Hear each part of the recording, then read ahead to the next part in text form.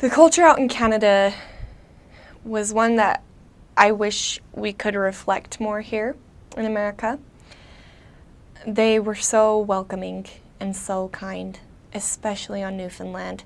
Everyone's so willing to let you in the door, whether they wanted to hear your message or not, let you in, give you a cup of coffee, a cup of hot cocoa, or whatever you could drink, and just bring you in for some warmth. And very, very kind people, very generous. I've never seen that anywhere else, and it was a great example to me of how I want to be, being able to just have an open door to anybody. They also are very traditional. So their great-great-great-great-great-grandmother was a Catholic, so they're a Catholic, or great-great-great-great-great-great-grandmother did things this way, and so they do the things that way, which is great, but was hard because they kind of have their feet in the ground with that. They're a bit stubborn to change ways. So I found that was kind of a challenge, especially with trying to teach the gospel to those people out there because they are so traditional. The culture in Alberta is very welcoming. Sometimes it's a little too much welcomed because it seems like everyone just does so nice for you, which is very interesting. Sometimes on the mission, like people would, probably random members would pay for our meals while we go out to dinner and we don't even know, and they'll just say, oh, your bill's paid, or it already got paid, and we're just like, oh. So the culture, sometimes it's like here in Salt Lake or here in Utah, because Utah is a very Mormon state, and so some parts of Canada, or where I served, has some of that culture as well. So that was really nice, and in some ways, I guess different foods in Canada. Foods, there's some pretty much the same. The only thing that's mostly different that I can see is candy. So chocolate here in America is very, I guess, waxed per se. So I'm not a big fan of chocolate here as much as I used to be. But when I served in Canada, they have different chocolates, not wax, actually tastes like real chocolate. So they have different candies than what we do. They have I'll give you some examples. They have Wonder Bars, Crispy Crunch, Coffee Crisp. There's a lot more, but those are just a few that I know at the top of my head. But even their Butterfinger, they still have the same candies like in America. So Butterfinger, Kit Kats, and Snickers, the M&Ms. The one candy chocolate that they have is called Smarties. It's an actual M&M chocolate. So Smarties here, it's those little sweet candies, and they are powdery when you eat them. But in Canada, they have those as well, but they're called Rockets. So it's very interesting. So they pretty much have the same foods. They have some different snacks or different foods. I can't fully remember the top of my head, but most of the foods, they have it. The stores, food stores are pretty much the same. They have, a little different. They have one place called Superstore. They have No Frills, but they do have Walmart, and they do have Safeway. So that's a very common stores that are in America.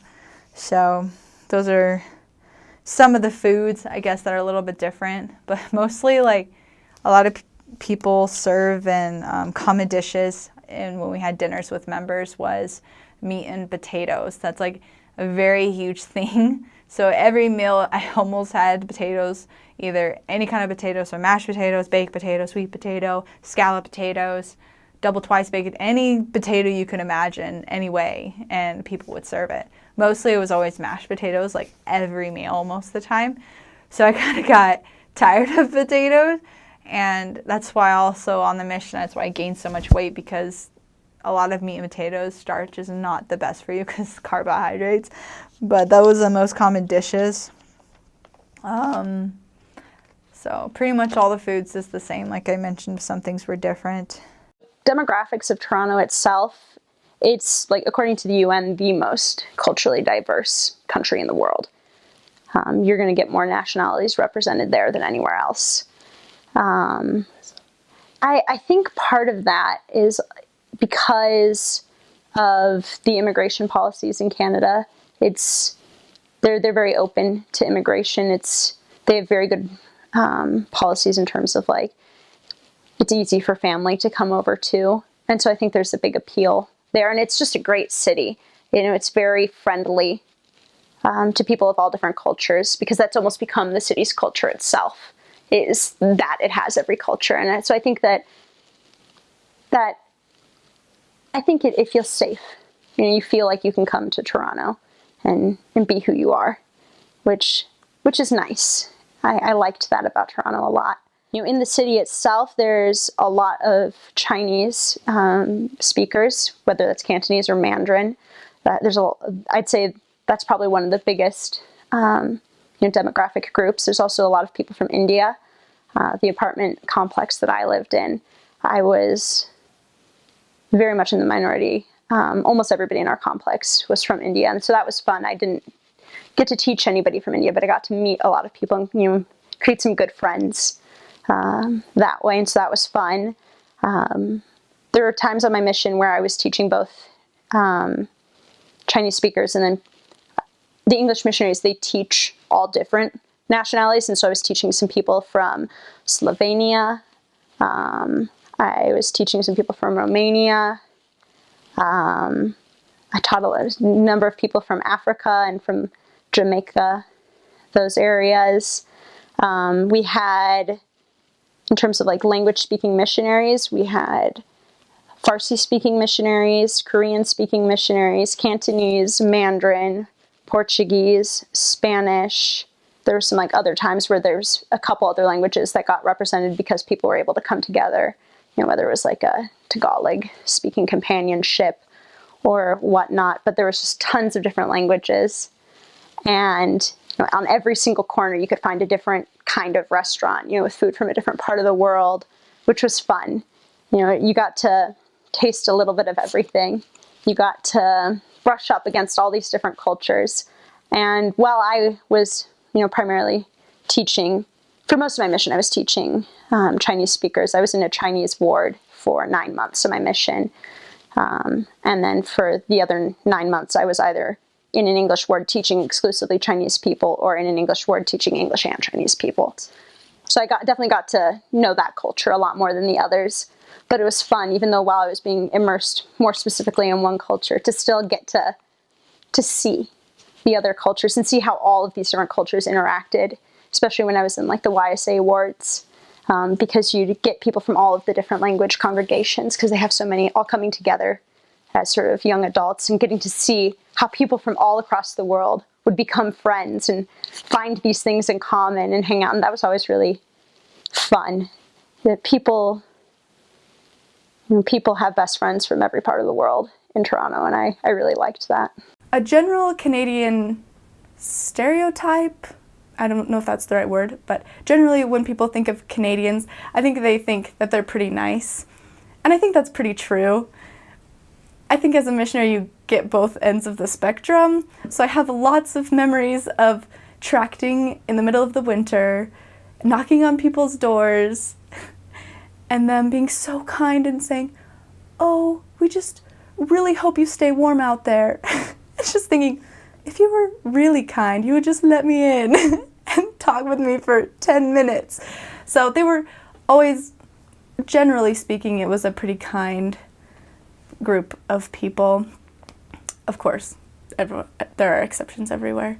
Something that I thought was interesting about being in Canada is that Canadians think about Americans a lot. But I don't think as Americans we think about Canadians very often.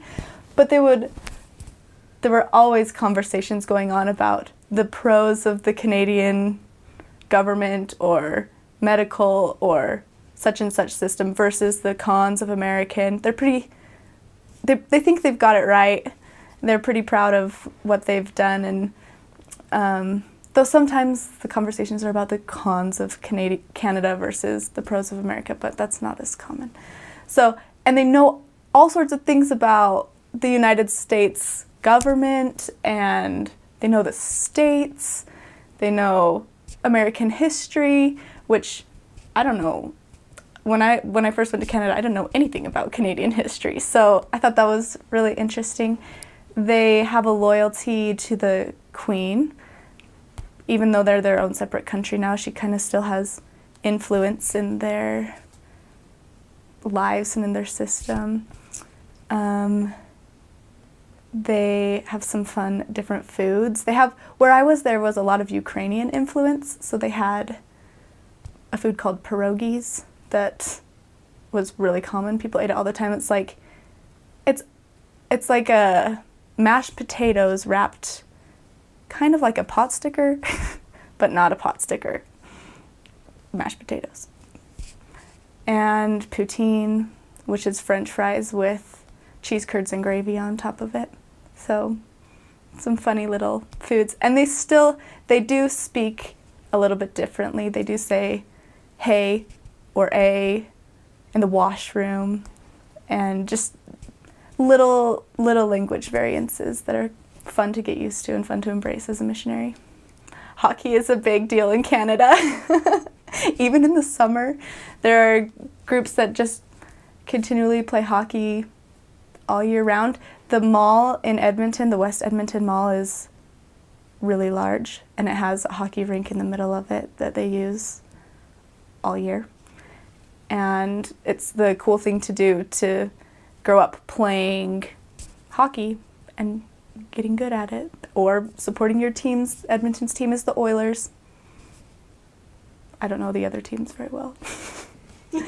Another one is they have I think it's called the United Church of Canada, and we don't have that in the United States. As far as I'm concerned, it might be becoming adopted in the United States, but it's a combination of two evangelical Christian churches that just decided to join together. So that's a pretty common church, or people identify with that church regularly in Canada, as well as with Catholicism. So let me tell you about the culture of the Quebecois first. They kind of have a reputation. Some of them are quite proud of it, of being like the weather, kind of cold when it's cold and warm when it's warm. People are inside and keep to themselves a lot when it's cold in winter. That's where it's comfortable. It's really uncomfortable to be outside when it's so cold. During the summer, everyone's outside. They're all on their porch. People are, everyone's talking to neighbors and friendly. There's lots of parks. They're all walking to parks. People are outside during the summer.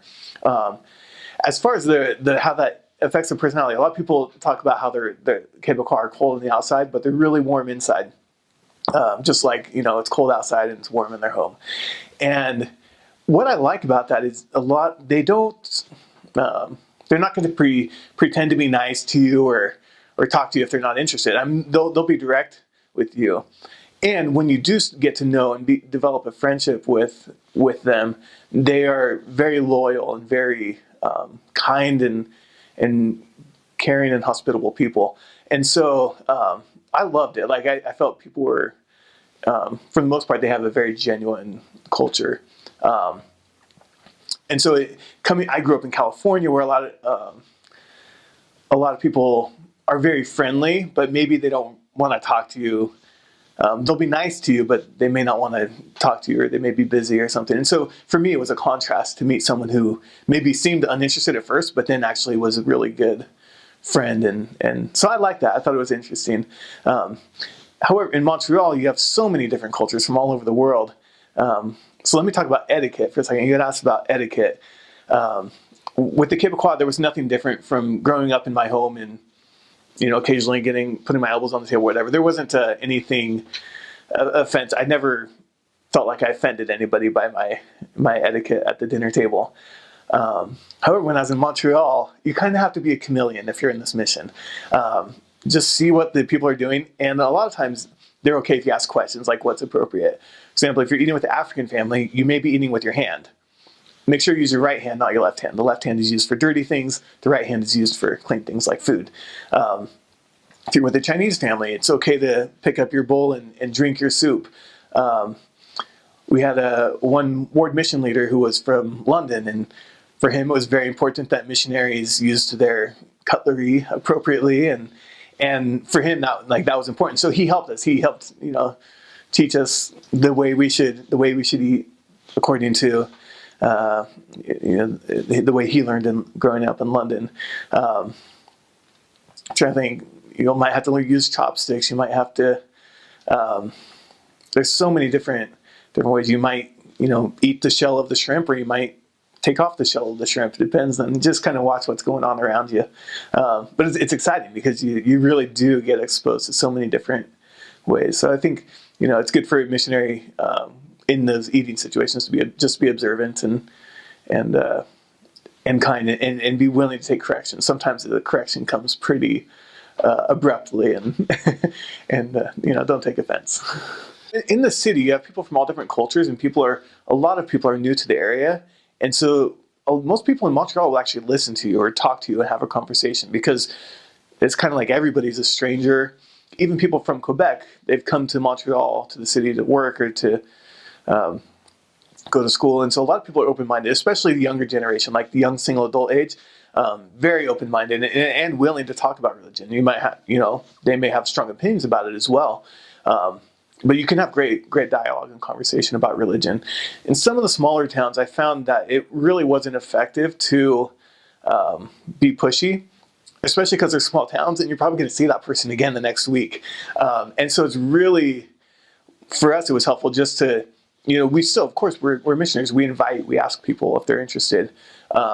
But to quickly accept no for an answer, and then a lot of times we'd offer service if it looked like they needed help with something. A great friendship we had where we ended up sharing the gospel with the family was they said, no way, go away, and they were painting their porch, and so we offered to, hey, we could come back tomorrow in our street clothes and help you paint. Would you like that? And they're like, oh, sure.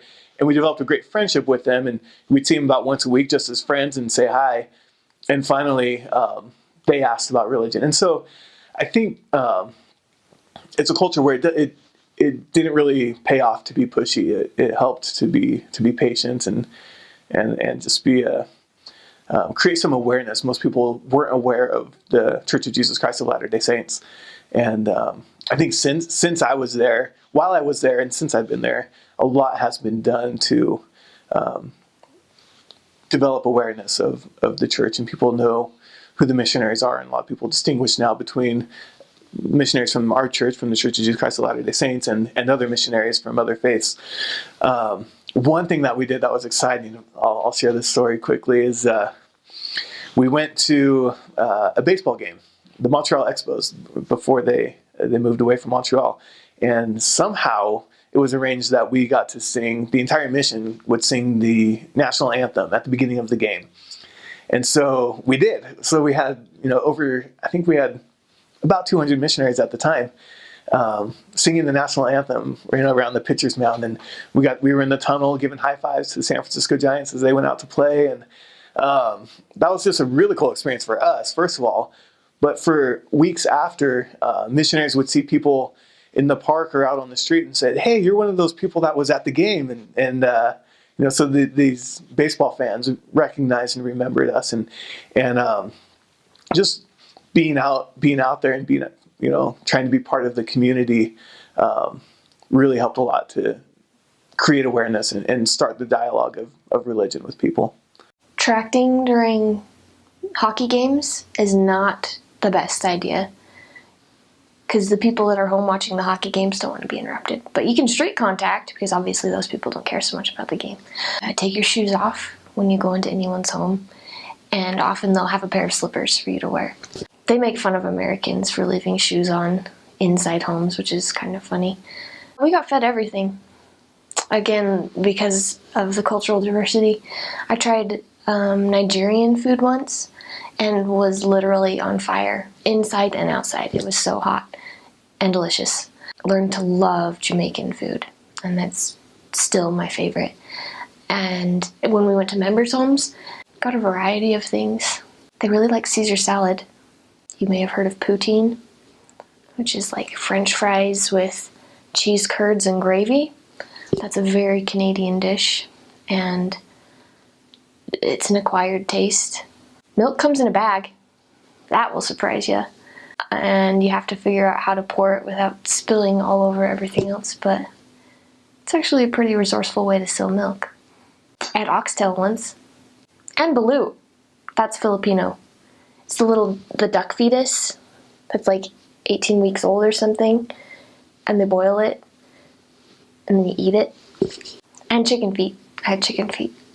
When I served in the kind of outskirt areas, it was mostly born and raised Canadians. A lot of rural areas were that way. My last area, where I served for almost 8 months, it was kind of the Jamaican central of Canada, and so we taught a lot of Jamaicans. That was a really neat experience because they're very faithful people and so welcoming to us, and we had just a whole lot of fun teaching them, and that was one of my favorite times on my mission, was teaching people from Jamaica.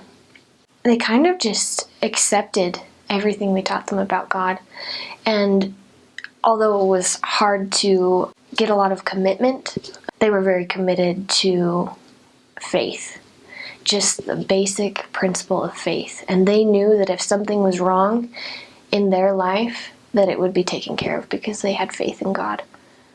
Which was inspiring to me, because a lot of times I think that I need to fix the problem or whatever, but they would, more often than not, relax in the knowledge that God would take care of it if they had faith. Culture is diverse. That's the culture. Every culture in this world could be found in Toronto. We had a mission t-shirt that said something like Canada Toronto Mission, where the world comes to us, and that sums it up pretty well. The world came to us to be taught. If you don't believe in the gathering of Israel, take a trip to Toronto and you will believe. So culture was diverse, and the people were kind. Not always receptive to the gospel, but receptive to two young women in skirts just trying to do good things. They were kind to us.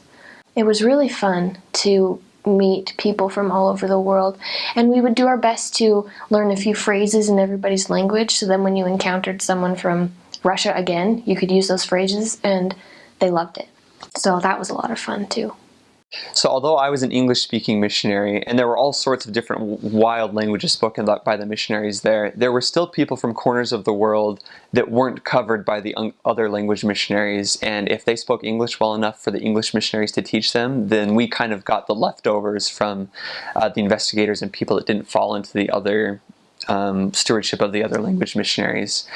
So I did primarily speak English in the lessons and things. That's the only language that I do speak.